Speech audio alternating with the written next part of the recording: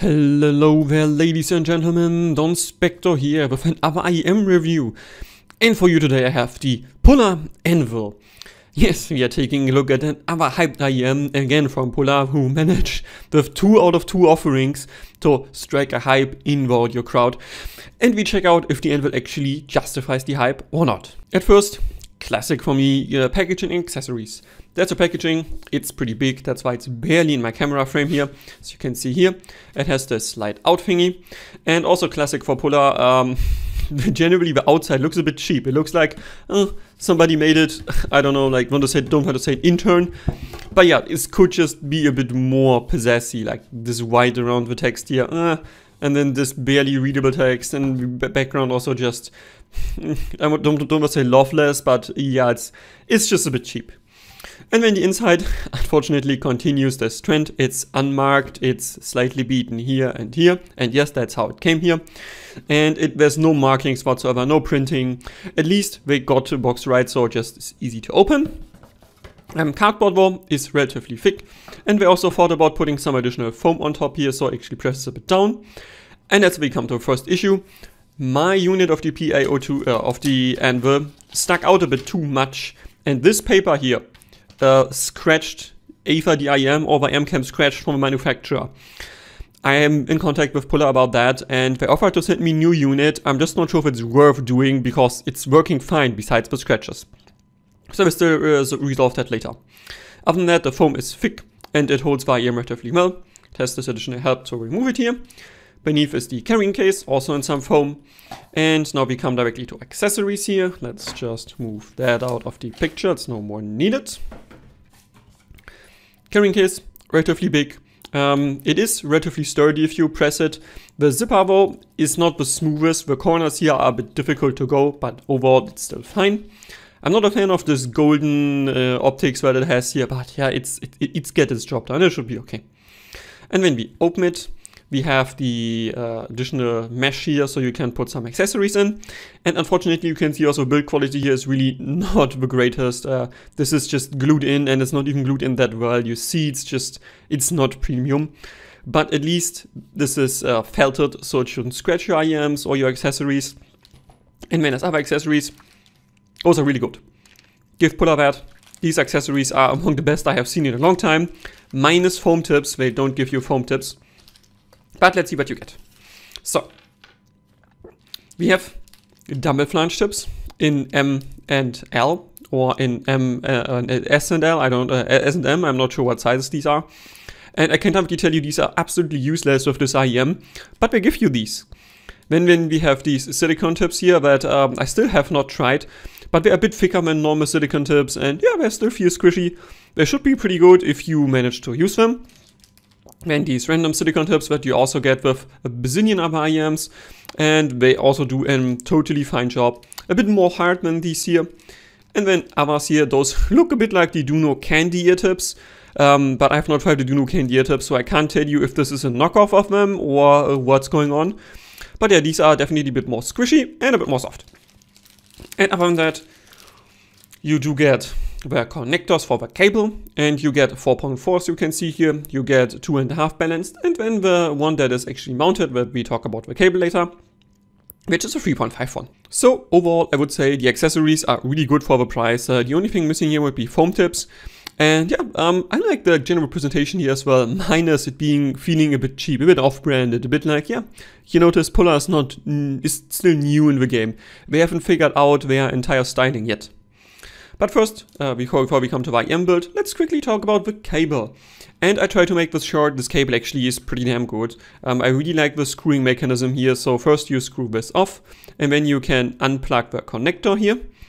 Whoop, just like that. So that keeps it nice and secure.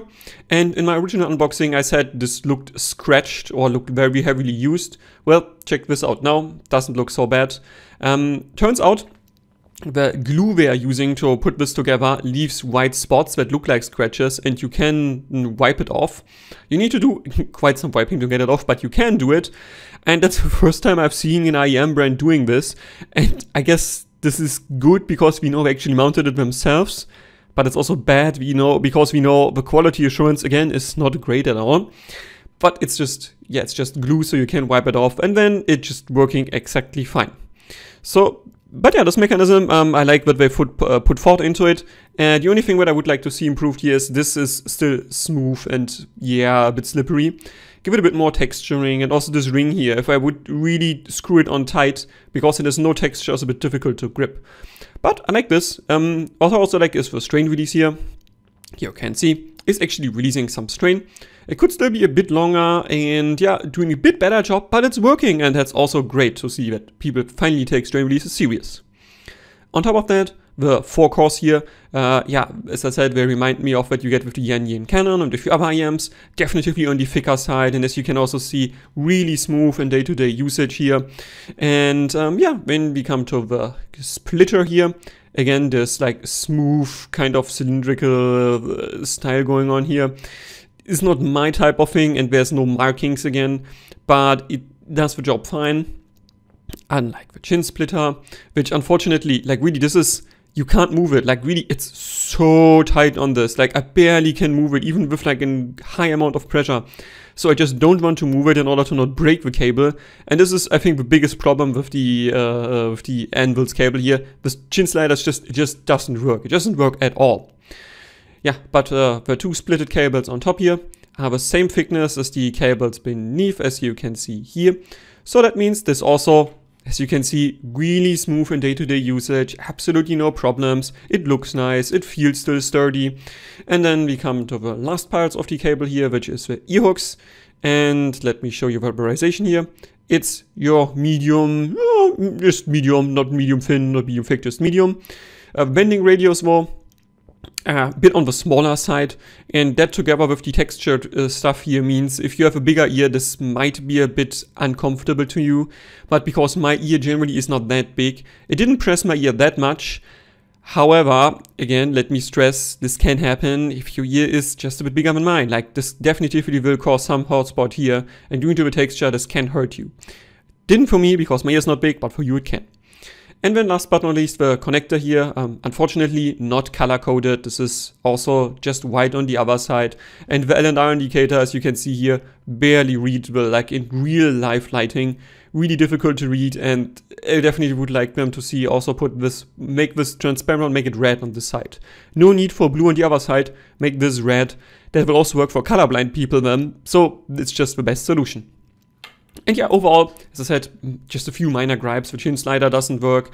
And yeah, I also said the glue here at the bottom, if I would have known earlier it's not scratches, I wouldn't have criticized it that much in my unboxing. But it's still, I would like to see them upping the quality control a bit and not send me a cable that it's dirty also on this part, which I forgot before, it was dirty here as well, and dirty here. So yeah, a bit better quality assurance would be nice. And then we come to IEM Build.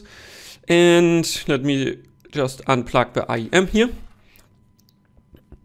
If you have seen a semi-custom shell IEM with a 2-part design where the nozzle is glued in, you have seen them all basically.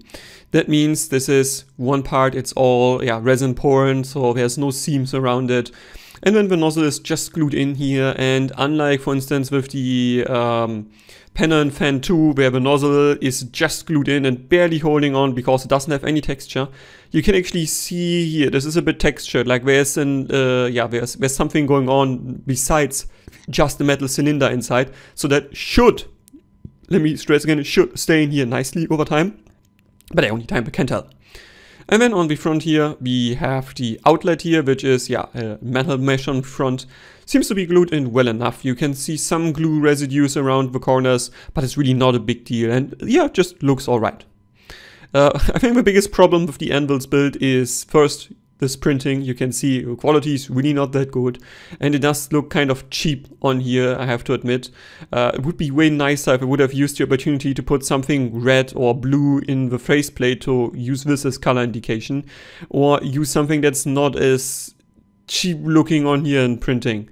But that says something, that's the worst thing about the build of this IEM. And yeah, then the 2-pin connector here, not color matched, but it's flush and also polished out, so that's nice. And then last but not least, you have 4 pressure holes on this side here.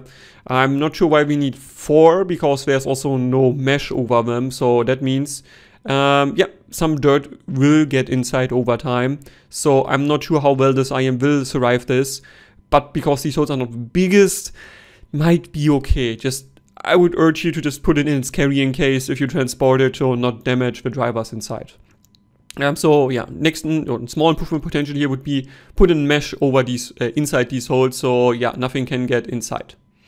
And yeah, overall it's fine. And the scratches, I was assured by the service, respectively by the support from Pula, respectively from Hi-Fi Go.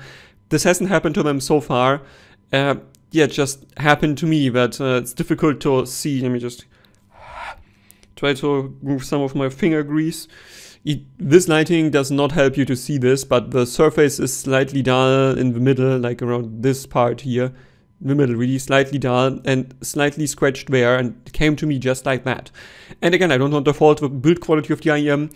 I again want to say it's probably quality assurance, respectively quality control here, that could just be a bit better. But overall, it's fine. I don't have much criticisms at this price point.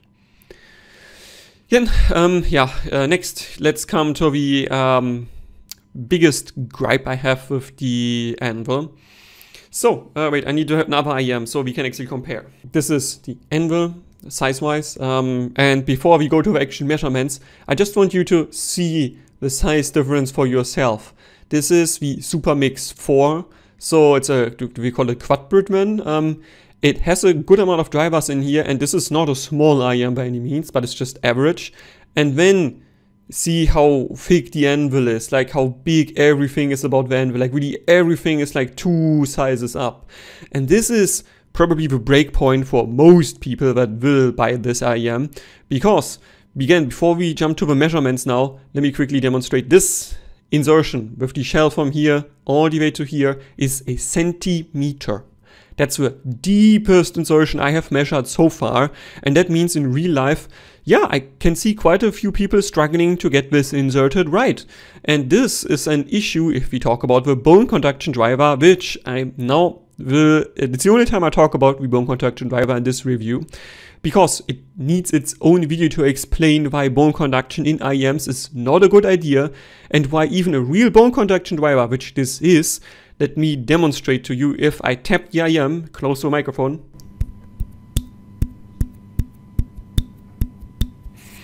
Yeah, what you hear is a bone conduction driver vibrating inside. It has some more mass to it, so it actually vibrates the shell more and actually creates real bone conduction. And yes, if you hold the IEM on, again, you need more volume for the bone conduction driver to work. Listening on low volumes will not do shit. I tried it out. You don't hear anything, and you can press it as good as you want against your temple bone. You need higher volume in order to hear anything with the driver, but it is working. And as I said, the problem with the comfort is because it's so deeply inserting, well, quite a few people will just not get any bone conduction going on. And yeah, this is a general problem, and that's why I said it will be get in a different video. And that's, yeah, I want to leave it here because yeah, the problem is really it's inserting too deep. The nozzle with 6.2mm in diameter, which we now probably show in the background of measurements, is actually fine. I would prefer it would be only 6mm or 5.8, that's more my shtick, but it should be okay for most people. And also the nozzle length, not the whole insertion, just the nozzle length is like 5mm roughly, that's also fine. The problem is really in combination with the shell shape, which is already a big shell, and then very deep insertion through the shell itself is just too much. And that will probably mean most people will not be able to enjoy bone conduction.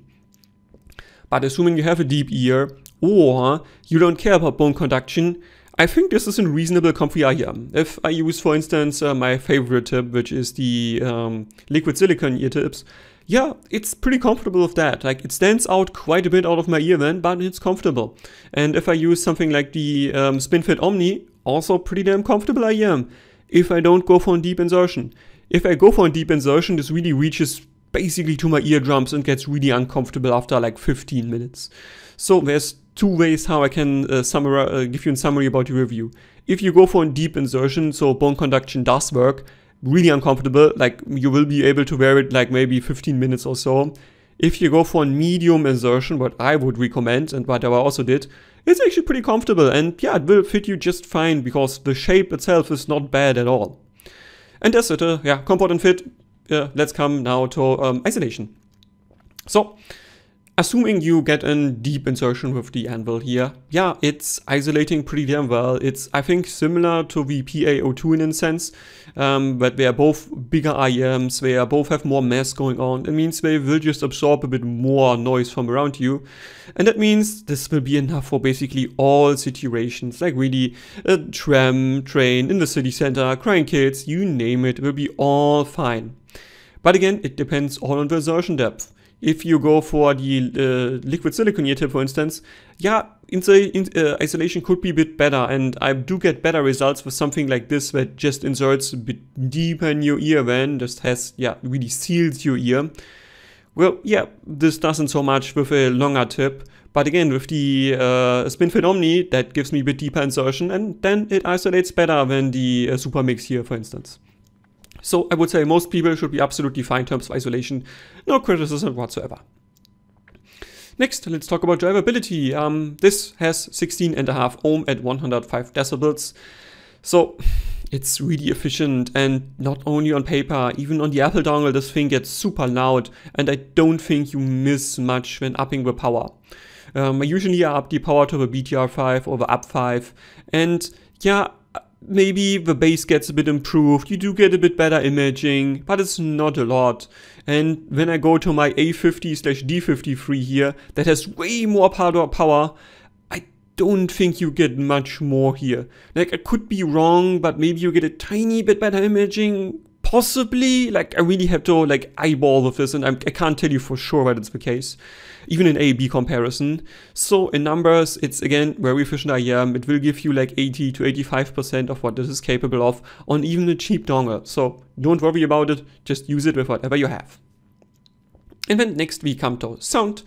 And general sound characteristics, yeah, this is a V-shaped IEM. I will show you some measurements. Wait, let me quickly open them for myself.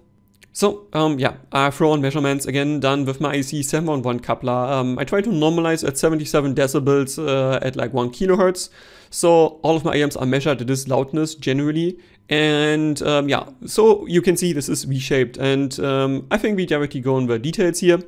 Upper treble, as you can see, my unit somehow has noticeably less upper treble when compared to the one from GIS Audio, for instance. Noticeably less upper treble. But let me tell you, this is only per graph. The coupler, again, past 10 kilohertz is not that reliable, and to my ear, this has noticeable amounts of upper treble.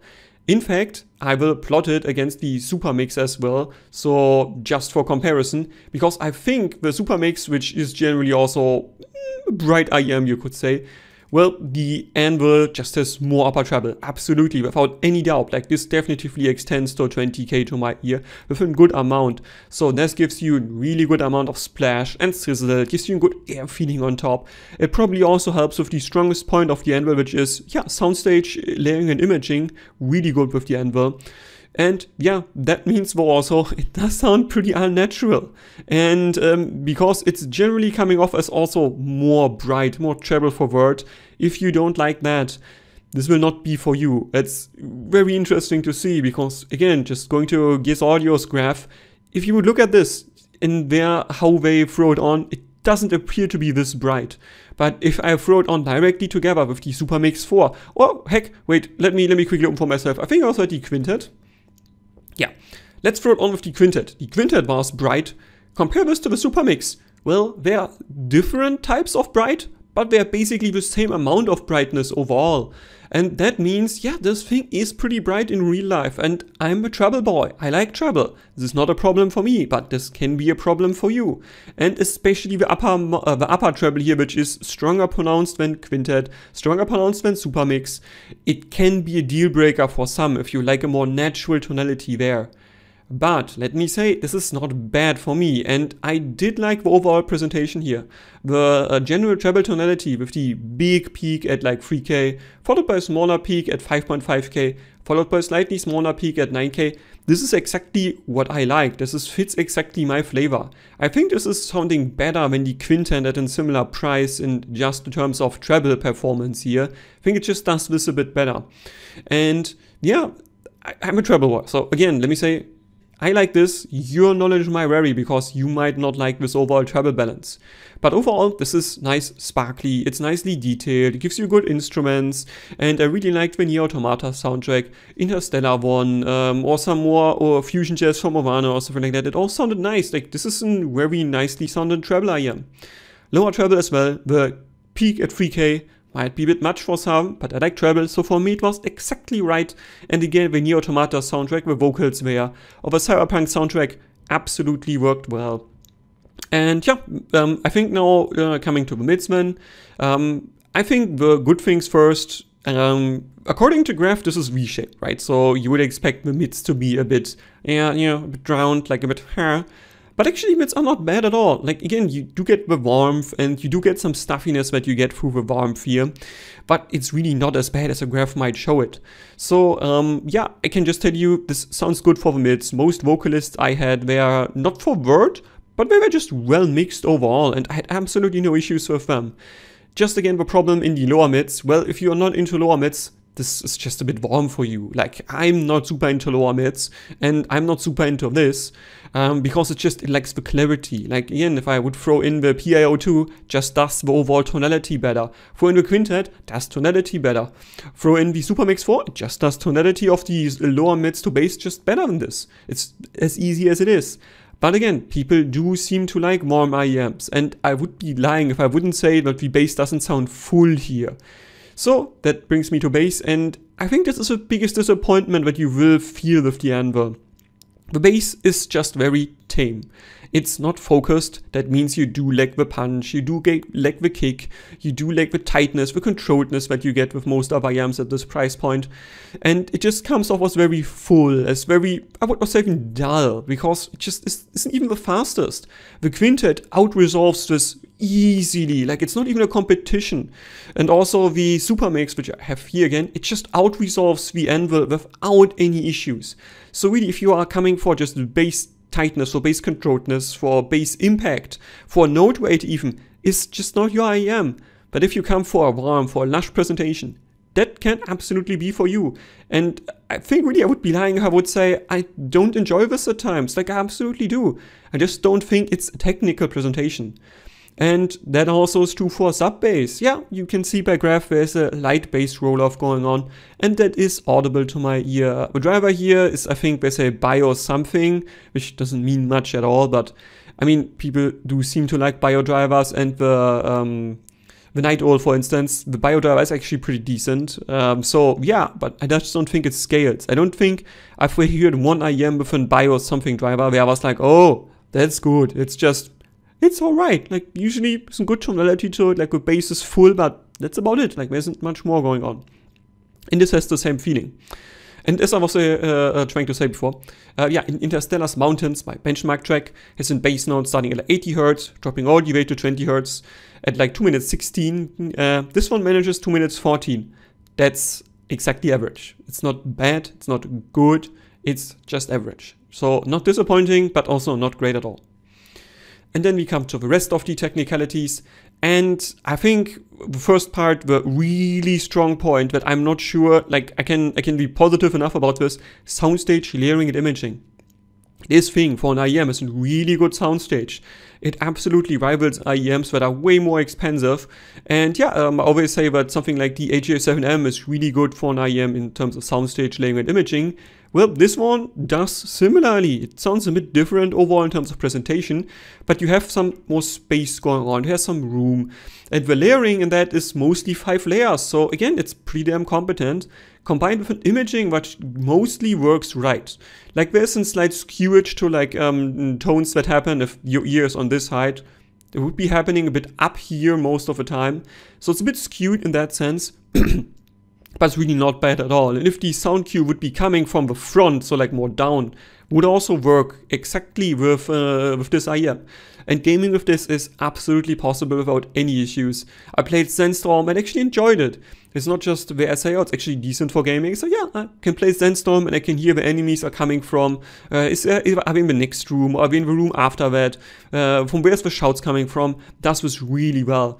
And that's, I think, the strongest point why you would want to consider the Anvil in my books is soundstage language imaging. Really strong contender in this one. maybe the best I've heard in a long time. Like really, it's really good. And then, yeah, separation, dynamics, and coherence. And yeah, positive things, I think, first here again, separation actually is pretty decent. I think mostly is helped by the actually space you have, like really by the imaging.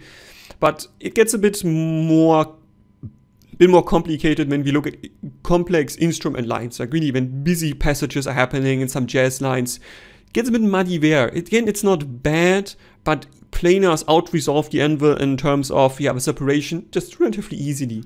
And even our good friend Supermix 4 for way cheaper out-resolves the Anvil in terms of separation just very easily.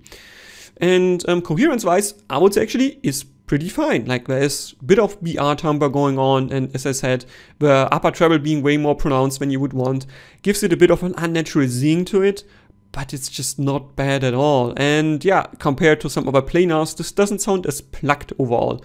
And compared to some pure BA sets, it doesn't have this bad of an BR timbre. So I think, again, coherence in timbre is also like not really strong, but good and not much to complain. And that brings me to, besides the bass, the biggest blunder that the Anvil does, dynamics.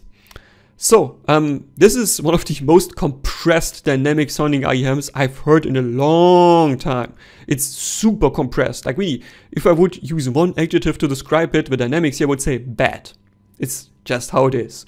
The Anvil pushes really quiet instrument lines. Like really, there's just a scratch over a string, or somebody just doing like tabbing on something, just pops way more than it should. And that means even you have a song that has like a quiet passage going on between, there's just like micro details happening, somebody's just walking in the background or so, it will sound really overkill, like really it pops out way more than it should, and thereby robs your songs of most dynamics that they have.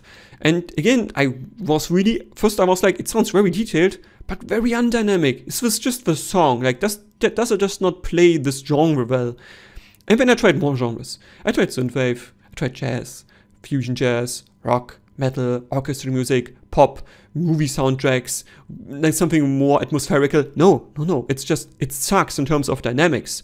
And yeah, besides the bass presentation here, I think this is the biggest weakness what this has. And then leads me also to the verdict here.